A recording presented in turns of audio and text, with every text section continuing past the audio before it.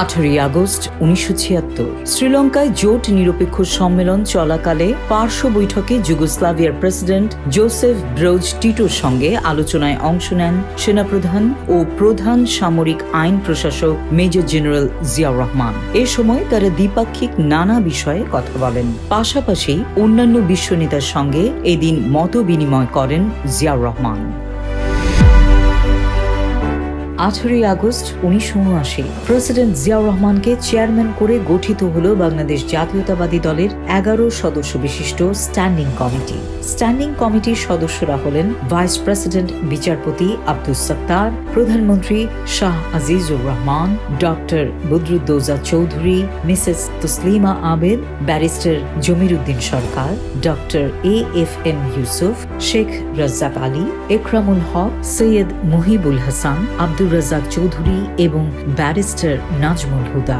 এই কমিটি দলের polit bureau হিসেবে কাজ করবে।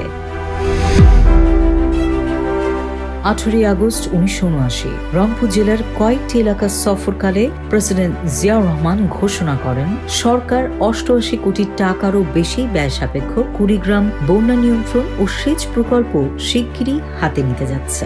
এই সময় তিনি আরো বলেন যে কয়েক বছর আগে শিকেই তুলে রাখা তিস্তা সেচ প্রকল্পে আবার হাত দেয়া হয়েছে এবং আগামী শীত মৌসুমে এই গুরুত্বপূর্ণ প্রকল্পের কাজ শুরু হবে। উলিপুরের জনসভায় প্রেসিডেন্ট বলেন কুড়িগ্রাম বন্যা নিয়ন্ত্রণ ও সেচ প্রকল্পের কাজ শেষ হলে বাড়তি চাষাবাদ থেকে অতিরিক্ত প্রায় 12 থেকে 29 কোটি টাকা আয় হবে। তিনি বলেন প্রকল্পটি সম্পূর্ণ হলে 2,61,000-এরও বেশি জমি সেচ সুবিধা পাবে। তিস্তা প্রকল্প সম্পর্কে প্রেসিডেন্ট বলেন এর ফলে শীত মৌসুমে বিস্তীর্ণ এলাকার জমিতে সেচ সুবিধা প্রদান করা যাবে।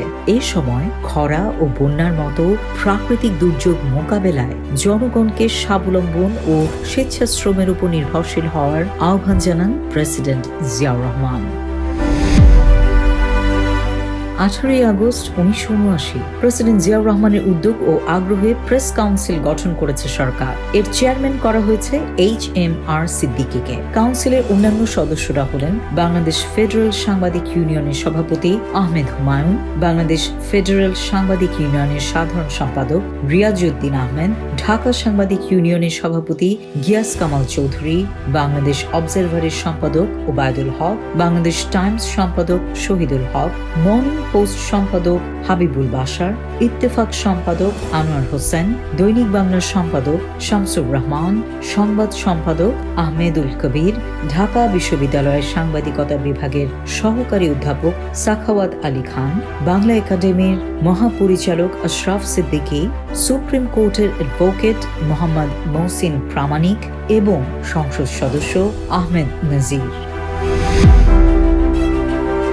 18 আগস্ট 1980 রাজধানীতে এক উচ্চ পর্যায়ের বৈঠকে দেশের সর্বশেষ বন্যা পরিস্থিতি পর্যালোচনাকালে দৃঢ়তা ও সাহসিকতার সঙ্গে বন্যা পরিস্থিতি মোকাবিলার জন্য সংশ্লিষ্টদের নির্দেশ দিয়েছেন প্রেসিডেন্ট জিয়াউর রহমান। তিনি বলেন আমাদের জাতীয় ক্ষমতার পরীক্ষা হিসেবেই এর মোকাবেলা করতে হবে।